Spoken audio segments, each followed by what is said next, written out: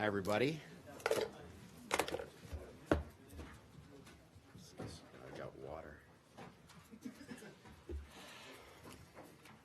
A couple things to start with today. That's good.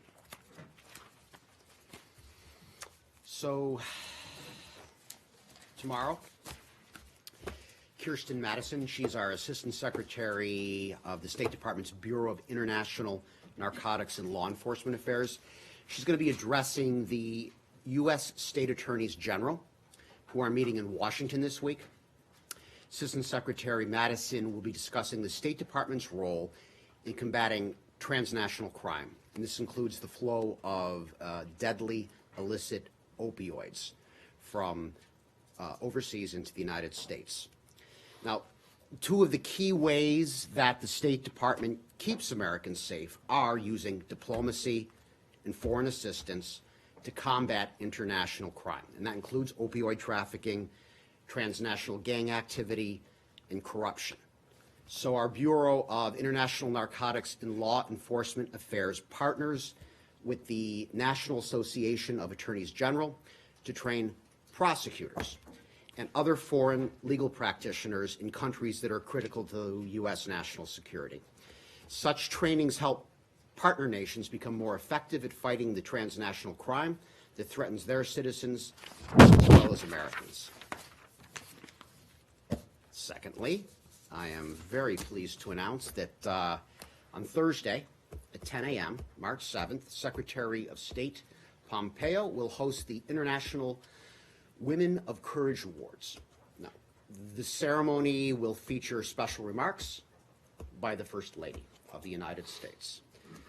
This year marks the 13th anniversary of the International Women of Courage Awards, and it will honor 10 women from around the world who have shown exceptional courage and leadership in advocating for human rights and gender equality, and often at great personal risk. This year, our awardees are from Bangladesh, Razia Sultan; from Burma, Na Knyal Pa; from Djibouti, Munima Hussein Darar; from Egypt, Magda Gobran Gorgi; from Jordan, Colonel Khalida Khalaf Hana Al-Twa; from Ireland, Sister Orla Tracy; from Montenegro, Olivera Lakic; from Peru, Flor de Maria Vega Zapata; from Sri Lanka, Marina de Rivera; and from Tanzania, Ana Alois Henga. The awards demonstrate the United States' commitment to gender equality, social inclusion, and advancing the global status of women and girls from all backgrounds across sectors as part of our foreign policy. The United States firmly believes that global prosperity, security, and stability is not achievable without the full economic, social, and political participation of women and girls. Everywhere. Including certain countries in the Middle East. That includes the entire globe. And we have a personnel announcement. We are delighted to welcome back Ambassador Philip Rieker to Washington later this month.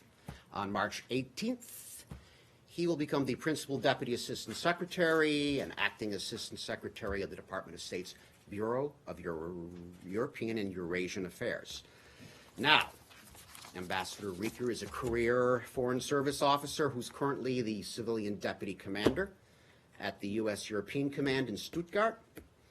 He's previously served as the Consul General in Milan, as the Deputy Assistant Secretary for the Balkans, Central Europe, as well as Holocaust issues, as the United States Ambassador to what is now North Macedonia, and the only blight on his entire professional career, He was previously the department's deputy spokesperson.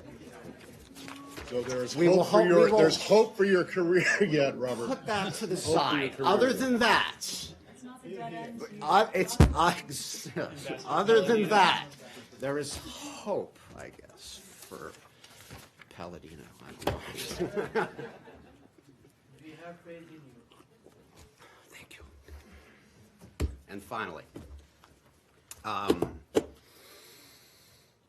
United States applauds the people of Venezuela for their actions to create a peaceful democratic transition and congratulates interim President Juan Guaido on his successful diplomatic efforts in the region and safe return to Venezuela. However, we have noticed in news coverage that some outlets are incorrectly referring to Juan Guaido as the opposition leader or the self-proclaimed president. Neither is correct. A few basic facts. The National Assembly remains the only legitimate and democratically elected institution in Venezuela. Juan Guaido was elected president of the National Assembly on January 5th, 2019. And on January 10th, Maduro usurped the presidency. Therefore, the president of the National Assembly, and relying on Venezuela's constitution, as president of the National Assembly and relying on Venezuela's constitution, Juan Guaido became interim president of Venezuela on January 23rd. Millions of Americans and more than 50 countries recognize Juan Guaido as interim president of Venezuela. He is appointed and credentialed ambassadors to international organizations and the United States and numerous other democratic nations and other democratic nations. So to refer to Juan Guaido as anything but interim president falls into the narrative of a dictator who has usurped the position of the presidency and led Venezuela into the humanitarian, political, and economic crisis that exists today. The international community must unite behind interim President Juan Guaido and the Venezuelan National Assembly and support the peaceful restoration of democracy in Venezuela. That's it for the top. Let me get this straight. You're complaining because news outlets are calling him by a title that you don't think that he. Not a complaint, Should have. pointing out, just trying to correct. Well, it sounds like a complaint to me, and that seems pretty weak sauce. I don't understand what your problem is. I mean, He's the interim president, well, and we don't want you to. consider him to be the interim president, and as you say, 50 other countries outside of recognize him as the interim president. But there are more than 190 members of the United Nations, so your 50 countries is not even close to half of that. Is that correct? We are supporting the Constitution of Venezuela and the people of Venezuela. We're supporting the Venezuelan people here, and so the United States. It's the time to act in support of democracy, and The news coverage of calling him the legitimate leader, the president, is going to encourage more countries to recognize we don't want to him? feed into the rhetoric of the current dictator. Okay. Listen, I did have one very brief thing, but then I wanted to get into a policy question, and that is, you're aware, obviously, of the helicopter crash in Kenya and the deaths of the 4 Americans there. Can you give us a very, well, whatever you can, detail in terms of the State Department's involvement with the families? And then I have a really brief kind of policy question. Sure. It's unrelated to that.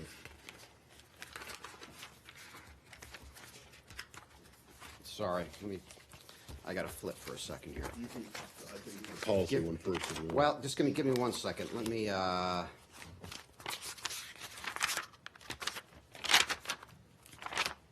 Here it is. Thanks. Okay, so you're referring to the helicopter crash in Kenya, and we are, in this regard, we're in communication with the Kenyan authorities on the matter, and we can confirm that 4 United States citizens were killed in the crash. we can confirm the names of the 4 deceased, if that is information that is helpful. Is that something that you need, Matt? Or Well, I mean, I think we already have it. You have that? I'm Okay. more interested in knowing what exactly you guys, the embassy, is doing for the families and what what kind we of would say, contact there is. you know, we're in sincerest, we would offer our sincerest condolences to the family at the top, you know, and all the friends of those who were killed in this crash. We are providing all appropriate consular assistance to the families of these U.S. citizens, and I'll stop there. In that case, does it mean helping recover the bodies and getting them back to the United States? That is a general matter. That is something that consular officials do anytime that an American citizen you know, passes away overseas. It's some, You don't have any reason to believe this is anything other than an accident, do you? we don't have any information to that effect, no. Very briefly, the policy question. Yesterday, you guys got a letter from the 3 House committees, once again bringing up this the request for to either speak with the interpreter who was present during President Trump's meeting with President Putin in Finland, or notes and communications regarding that. I saw the answer that you provide. That's the department provided yesterday, which is basically we got the letter, but we're not going to talk about our cooperation with different agencies. I would like to know, because when Heather was up here, when this first came up last year, immediately after the summit, she didn't really give a full answer. So I want to know, is it the department's practice policy to make available to relevant congressional committees its staff, interpreters, or the interpreter's notes or whatever, is it standard practice, or is this something that has been denied in the past, or has it never come up? Matt, it's a fair question, but I just don't know the answer to that today. I don't have that answer for you, but I will get you an answer Someone on check that. to find out. Yeah. I'd just like to know if it's ever, if the building in its vast Yeah. history has, if there's precedence for agreeing to a request like Right. this, or if there's precedence for I denying. believe the it. answer is no, but I want to look into it, okay, before I give you. No, as in it's never been asked for.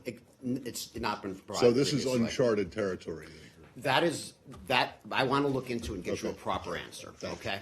Yeah, please. Right ahead, Leslie. I wanted to raise something yesterday that the secretary said in his address to students, in which he spoke about the Taliban as terrorists in Afghanistan at a time when a team from the U.S. is in negotiations with these. With the Taliban. I've looked on the terrorist list. I don't see them as listed as a terrorist organization. So has something changed here in which the secretary believes that they are terrorists? And then what does it say about the U.S. negotiating with terrorists in something that it's said before that it would never do? We're right now, as you point out, we are in the process, a meeting with the empowered Taliban delegation led by Mullah Baradar, and that's taking place in Doha, and that's being led by Special Representative Khalilzad. And that's going on right now, and we have several agencies that are part of that from the United States government. These discussions are ongoing, and what they're focusing on are the 4 interconnected issues that are going to compose any future agreement, and those 4 are counterterrorism, troop withdrawal, intra-Afghan dialogue, and a ceasefire. So, no, well, I mean, are they terrorists or did he misspeak? The Secretary's words speak for themselves, and I'm not going to go beyond that. I would say we are very focused on bringing better results to what's going on in that part of the world, and that's where our focus currently is. And and we'll stay focused on that. I assume then that well, he didn't misspeak because you're not saying that he misspoke. And also he says in the transcript that he can travel there in a couple of weeks and help move it along a little bit. Is he planning on meeting with the Taliban? I have no travel to announce today. Talks are ongoing. More work needs to be done. We're focused on this. We have private diplomatic conversations that are occurring, and we want to give all the parties time to work out these issues. And so we'll see. And if we have anything to announce, we'll be sure to let you know. More on interviews. Please, go ahead, Question about his Michelle. interview. In one of his interviews, he just said that Hoda Mutana would present an enormous risk to the United States if she returned and if those like her return. What kind of risk would she present if she were to be brought back and prosecuted for her crimes? Yesterday, there was a legal decision. Let me, Yeah, they just decided not to fast track it. But, Correct. But what There was a kind of? corrective. But if people like her, I mean, ISIS brides or ISIS fighters, some of whom are U.S. citizens, if they're brought back, as he said, others like her would present an enormous risk. What would that risk be if people like her are brought back and prosecuted here? yeah. Avowed terrorists returning to the United States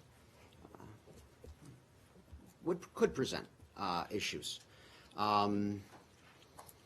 So that's why Secretary Pompeo has been quite clear in this regard, and that we're going to continue to take all lawful measures to ensure that she does not enter the United States. That said, there is a legal case ongoing right now, and that's a separate issue, and we're pleased with the district court's decision yesterday. And we're going to continue to vigorously defend this case. And the stance that the government has taken on this particular case, could that encourage other countries to disavow ISIS fighters or others who came from those countries if there are similar issues or questions? I mean, the U.S. is essentially rendering this woman stateless. She was born here, she grew up here. You could argue that she belongs to the U.S. or she came from the U.S. So, if your stance has been to encourage other countries to take back their people from ISIS territory, isn't this encouraging them to do the opposite? That remains our policy. This particular case is something completely different, and we don't bear responsibility here. We have been clear that this is not a United States citizen, nor is it anyone entitled to U.S. citizenship. Beyond that, I don't want to talk any further about this case because legal proceedings are ongoing. On Afghanistan. With undisputed American citizenship comes back to the U.S. from Syria or wherever, and is in custody and is prosecuted. What's the threat? I don't want to go into hypothetical situations if and whether. Hold on a second. and The who- hypothetical was raised by the secretary, as was pointed out by Michelle. What is the hypothetical here? Well, that she and others like her would pose a risk by coming back to the United States. So what is the risk if someone is coming back to the U.S. and is being prosecuted here and likely to spend a lengthy amount of time in For an American citizen, we have a legal system to deal with these. No, I know, but issues, and so what is the risk? I'm not saying that there is a risk for someone. Okay. I'm not. Never mind then. Okay. Sure, please. I mean, on that, we've been listening to you guys for the last couple months, and I asked you this question when you were here last time, and you said our policy in this regard would be to repatriate them. This is Americans or potential American citizens. It's what we call in other countries to do with foreign fighters who have people in Syria too. So as you are going around trying to get other countries to follow this policy, doesn't it appear to be kind of a do what we say, not what we do? Doesn't that undermine this policy you're trying to sell as you try to convince European allies especially, to take back these foreign fighters coming into Syria? Not in a case where the person in question is not an American citizen. So this is different. Please, right here, Franco. Afghanistan again. As you said, these new talks have been going on for a week now. How would you characterize them? Are there important progress being made? And how long do you think you can continue doing these talks without the Afghan government being included? Did you set a deadline when you think the intra-Afghan dialogue should start? No deadlines to announce now, and these are, and I don't really want to go into much more detail. These talks are ongoing. Special Representative Khalilzad is engaging on this on a daily basis right now, and progress is being made. So I'll leave it at that.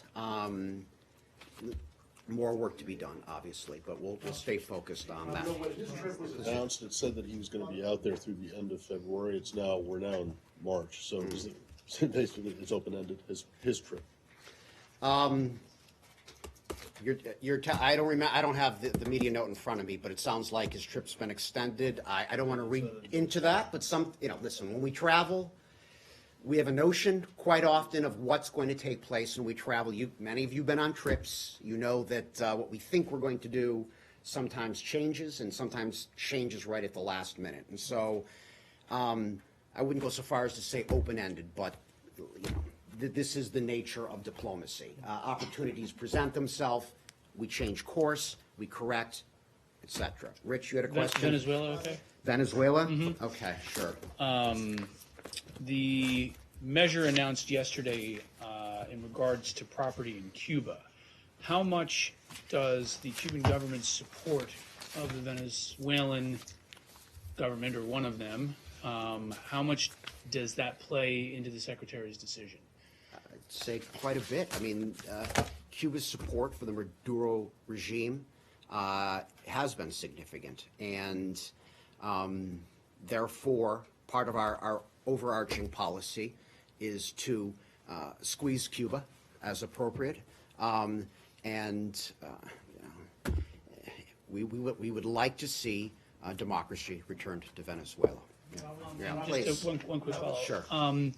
You have sanctioned, or the United States has sanctioned, the state oil company.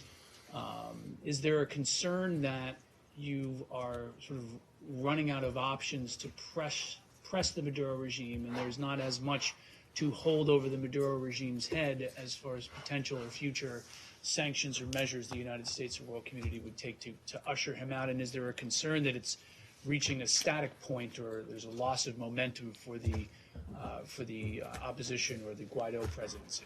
We're optimistic. I think we're up to, I think I've got the latest numbers, up to 54 countries have now recognized Juan Guaido as interim president.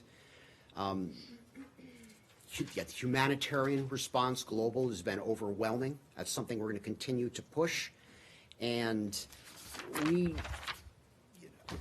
we call, now is the time to act in support of democracy. We think momentum is good. We're going to continue to look at ways that we can support Venezuela's humanitarian needs on one side, and we're going to continue to ask other nations to do the same. There's been positive news recently of some Venezuelan military and security service personnel standing on the right side of history and recognizing Juan Guaido as interim president. So we're going to continue pushing. Since you just mentioned the number again, Robert, 54 that's only about a quarter of the U.S. of countries in the world. Is that right? If you know the number of countries, but we've gotten major support in the Western Hemisphere, and I would just point that out, as well as Europe. And if we look at the democracies, we're doing pretty well as well. Okay? All right. Please, Michelle, go ahead. I have two questions. Secretary Pompeo has announced yesterday that he will be traveling to the Middle East next week, to Kuwait, Lebanon, and Israel. What's the purpose of this visit? We haven't I don't have the details today to announce, Michelle, but I know for Kuwait, if you remember, on our most recent Middle East trip, we had to curtail that trip by a day. So this is very much a continuation of that previous trip. There's a strategic dialogue that we'll be pursuing, but I don't want to get much ahead on the rest of the itinerary. That's something that we'll be announcing soon, okay? My second question on Algeria. Do you have any comment on the demonstrations there? I think I do. But you're going to have to give me a second. Well, I think they have binders. I've got, Albania, Algeria. I go by regions, Matt. And then I've got a separate folder just for you, is what I call Which it. also probably begins with an A. So we're monitoring these protests that are happening in Algeria. We're going to continue to do that. And I would say that the United States supports the Algerian people and their right to peacefully assemble. Michelle, all right? Following on the Secretary's visit, is it, I mean, you know, considering that the Israeli election is next month, a month from today, is it likely that he would go there before the election? Does that send some sort of a message? No message. Israel's an ally. We're not going to get involved in domestic politics of another country. Please. No, let me just follow up on the embassy, I'm please. going to go to Lali. I'm going to jump. In the council. You're not going to get involved in domestic politics of another country when that country is Israel. What about Venezuela? Huh? We're Any- supporting any the invo- Venezuelan any people and their involvement there? constitutional. Lali, let's go. Ask about the consulate, please, the consulate. I'll come back to you. Okay, go ahead. Sorry. I mean, you next, Lali, all right? Obviously, 1, 2. I There we appreciate go. that. All right, go ahead, Saeed. You closed the consulate in Jerusalem yesterday, Right. you know, after 175 years of operation. But, you know, you're saying the decision was driven by our global efforts to increase the efficiency and effectiveness of our diplomatic engagements and operations. Could you really explain what that means? What does that mean? It means exactly what it says. We've got, this is an internal administrative decision about how we staff and organize our representation overseas, and that's exactly what it is. Have you done this anywhere in the world? I mean, can you cite an example where you have actually closed down a consulate, let's say, in St. Petersburg, and say, if you have one, and then make it part of the embassy? You know, I mean, we're talking here about multiple missions within the same city, so efficiencies are definitely to be had. But I mean, we do have other examples where administrative functions are shared within. I mean, you could look at Rome, for example, where we have multiple missions, to the Holy See, to the Republic of Italy, to the FAO, where efficiencies are gained by co-location, and that is something but they're that not we do. part of the same embassy, are they? And you but mentioned we Rome, have I mean, one- the Holy See and so on.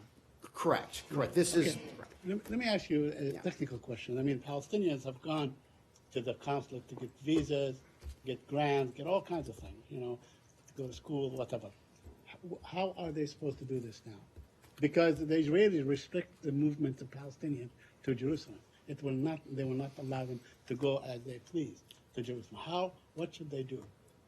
All services that were previously provided are continue to be provided. There's been no change in the underlying functions. There's continuity in both the diplomatic activity, what is provided by consular services, and that hasn't changed.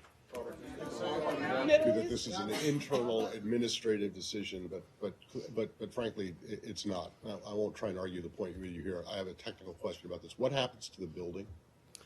The building we continue to house and use. We have As the what? Palestinian Affairs Unit is now stood up within that building, and And it will stay there? It's not- correct. So, in other words, this building will be it's going to be used for the same purpose as it was on last week It's just gonna have a different name. And it That- won't be run by a consul general Correct. who reports directly back to us. That's correct. Is it Chain going of to command become- is it now going to be- reports to the United States ambassador. Is it going to become a resident for the I don't have- American ambassador in Israel? I don't have any information on Because we that. read I report that it has become. don't have, I promise, Turkey? Lali, yeah, let's go ahead. Sorry, thank you. I have two questions on South Asia, India, and Pakistan. What is U.S. assessment of the situation between the two countries now? And also, can you give us a sense or describe in detail what efforts the Secretary himself made in calming the situation? He spoke to the two leaders in the India-Pakistan earlier this week, and he spoke about it yesterday too in Iowa. Right. Our position, the position of the United States is we continue to urge both sides to continue to take steps to de-escalate the situation, and that includes through direct communication. And we believe strongly that further military activity will exacerbate the situation. So we reiterate our call for Pakistan to abide by its United Nations Security Council commitments, to deny terrorist sanctuary, and to block their access to funds.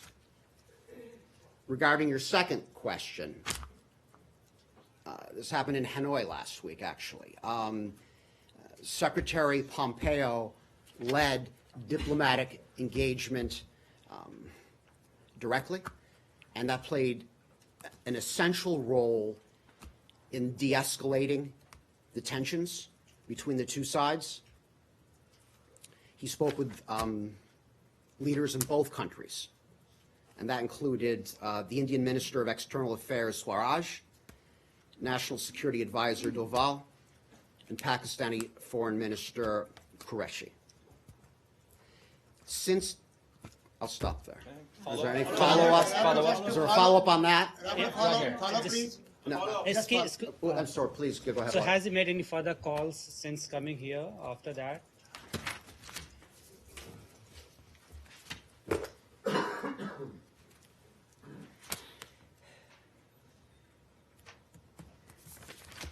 He hasn't. But what I can say is we've been in continuous high-level contact has continued. That's with both governments, via our embassies in New Delhi and Islamabad, as well as with the Indian and Pakistani embassies here in Washington. That has been sustained, that's been ongoing, and sometimes we do public diplomacy, and sometimes there's a time for private diplomacy, and there's a lot of private diplomacy that's going on right now. One quick thing, Wait, India has, on use of F-16 by Pakistan, State Department and the U.S. Embassy in Islamabad said it is looking for more information on that, either in potential misuse of F-16 by Pakistan, and what information you are seeking from. So we've seen those reports, and we're following that issue very closely. I can't confirm anything, but as a matter of policy, we don't publicly comment on contents of bilateral agreements that we have in this regard involving U.S. defense technologies, nor the communications that we have with other countries about that. So we're taking a look, and we're going to continue to take a look. And I'm going to leave it at that. Let's move on. Questions on State Department Okay, business. I'm going to go to Michelle. And that's why I already called on you. Let's go to Lori. Let me go to Lori. Oh, I have a question We'll try to get about, back. Turkey's plans to purchase the S-400. How does that stand now, and what will you do if they go ahead with that? Yeah.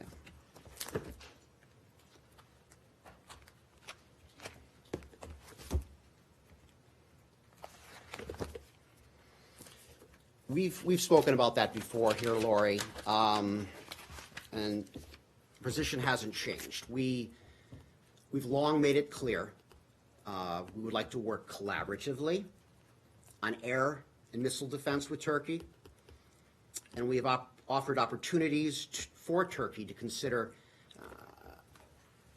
Patriot, among other systems, over the years.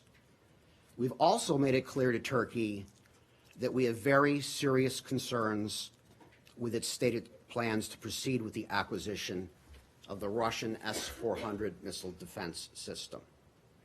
We've clearly warned Turkey that its potential acquisition of the S-400 will result in a reassessment of Turkey's participation in the F-35 program and risk other potential future arm transfers to Turkey, as well as lead to potential sanctions under Countering America's Adversaries Through Sanctions Act, CATSA, upon any government entities, private industry, or individuals that are involved in such a transaction. Again, if I could ask you about the latest on Syria. You're leaving, we understand. There'll be 400 U.S. troops that will remain in Syria after the departure, with additional forces from coalition members. Is that correct?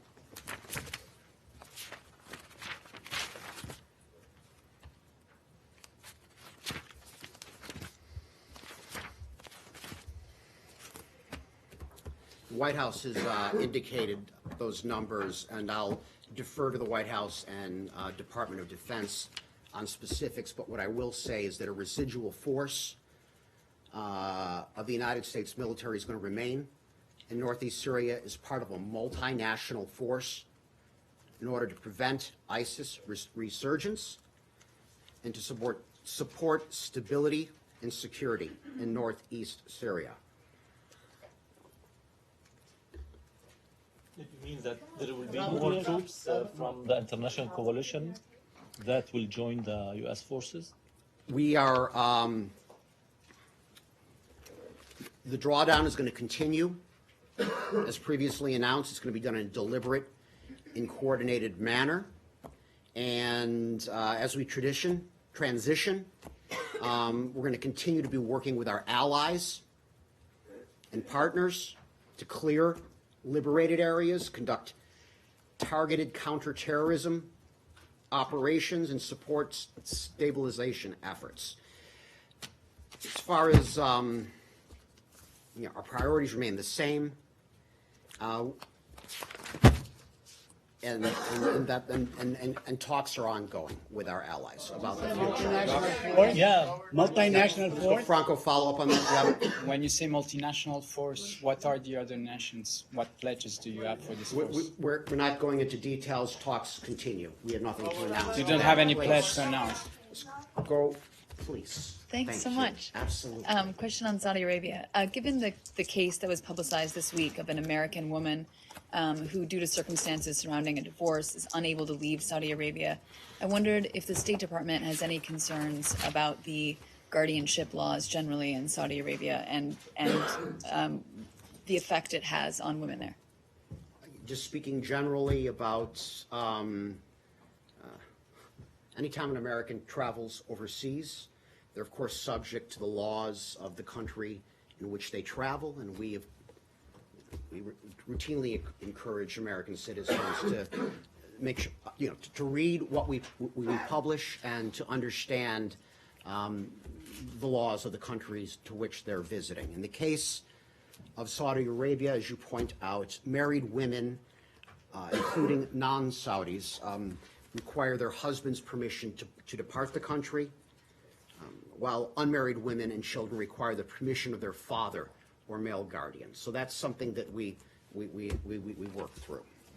And can I ask one follow-up on that and another American? With the International Women of Courage Award. We continue to engage all countries on the issue of women and girls' rights, and that's something we speak forthrightly about. Well, why can't you say it in this case about Saudi Arabia, unless it's not a concern with Saudi Arabia? I mean, if all you're doing is warning American women who are married to Saudis that if they go there, they might not ever be able to leave, that doesn't sound like you're trying to change the We engage with the Saudi government and all nations on these issues. It's something that we do routinely in our diplomacy. It's something that we continue to stand up for, and something that is part of what we, as the diplomatic corps, do globally. I'll stop there. All right. One follow-up question on that. Let's do one North Korea. How about one North Korea? Thank you very much. All right, we'll do Janice. You got a North Korea. Let's hear how it Thank you goes. very All right. much. On United States and North Korea, Hanoi talks broke down in last week. What are the next steps in the United States? Is there any plan to have the next meeting with North Korea? The United States have any planned next meeting with North Korea? What do you have? Not scheduled? yet. Not yet. Not yet. But Pompeo said, Secretary Pompeo said there will be sent a special envoy to North Korea. Do you have any plans? We have no travel to announce for Special Representative Began yet. We've just returned from that trip, and we're going to regroup, and we're going to drive forward. But the special, Can you go one more time, Jen? yeah, Special Representative Began will meeting with the South Korean Representative Lee Do-hoon. Do you have anything on this? Because he's arrived Can you say- yet. I'm sorry, Jen. One more time. Can you say that again? South Korean Representative Lee Do-hoon will meeting with the Special Representative Began today or tomorrow. Tomorrow. That will Yeah. happen tomorrow. Yes, I can confirm there that will meeting be will take talking place. about this issue. Of course. We're This is standing. his counterpart. And so there's very close coordination with the Republic of Korea on this, in So this regard. Robert, currently, when you no, say, no plans, right? I'm sorry? We don't have any plan to special envoy to send. At this to point, I've got nothing to announce. No, All right, thank you. absolutely When not. you say that, In the next couple weeks, he said, I hope to have a team in Pyongyang headed over there in the next couple weeks. He says hope. He says hope, and we do hope. We want to move this forward. Absolutely. But I've got nothing to announce today. And the Secretary is expressing where we want to go. We think we made progress in Hanoi, and we're gonna operate from that. So are you and saying push that there forward. hasn't been State Department contact with any North Koreans since the summit? I didn't say that, Well, actually, no. well, So, what is the answer then? Has the U.S. been talking to the North Koreans since the summit? I'm not gonna go into private diplomatic channels, but we remain, I would say as a general principle, we remain in regular contact with the North Koreans. And progress was made at the Hanoi summit. Yes, we did not reach an agreement, but at the same time, we were able to exchange very detailed positions, and that has narrowed the gap on a number of issues. And we've also made clear where the United States and the world stand regarding denuclearization. But you can't say whether there's been conversation by the State Department since the summit?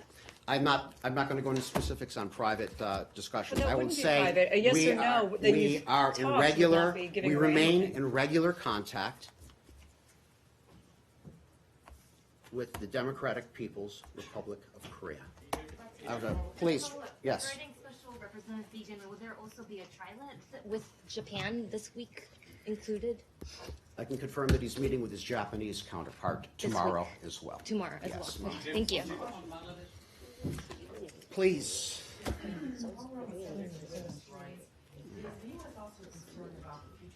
In Afghanistan with these ongoing talks with the Taliban, and if the Taliban returns to government in Afghanistan.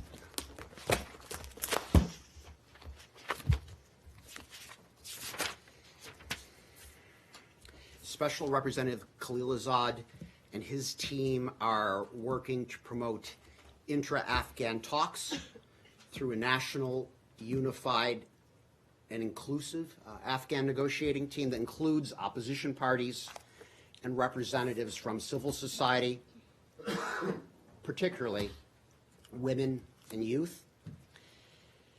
And so our position is we're going to continue to support a peace process that aims to address the legitimate concerns of the Afghan people and sustains the social and economic gains of the last 17 years. And that means ensures a better future for all Afghans, particularly women and youth. A Saudi question.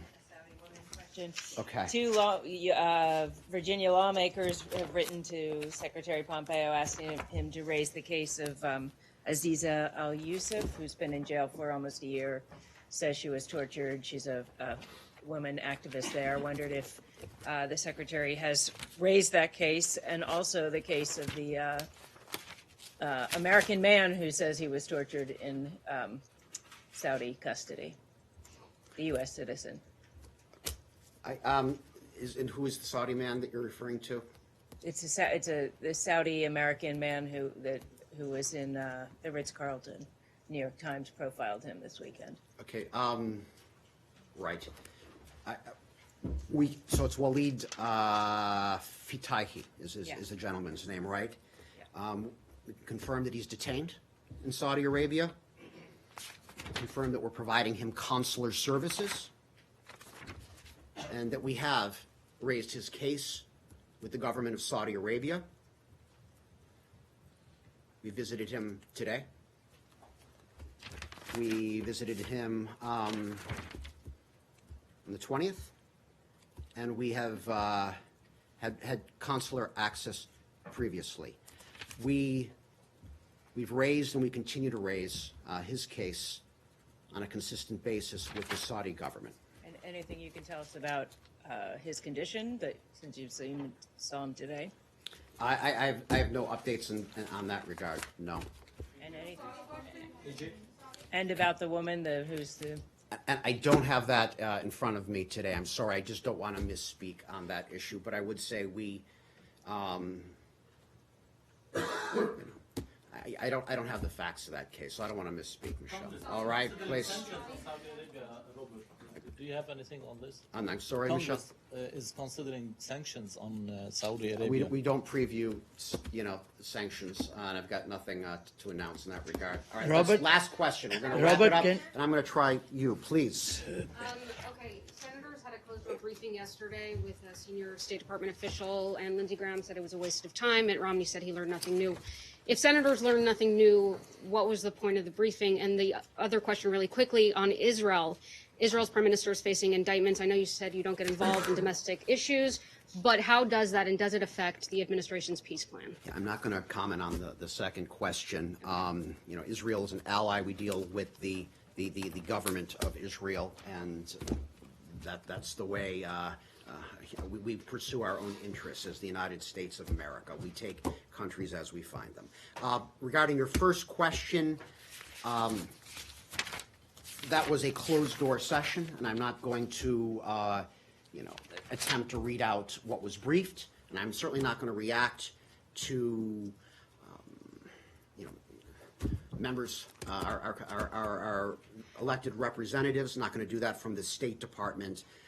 We continue to regularly engage the United States Congress on these issues and to provide information.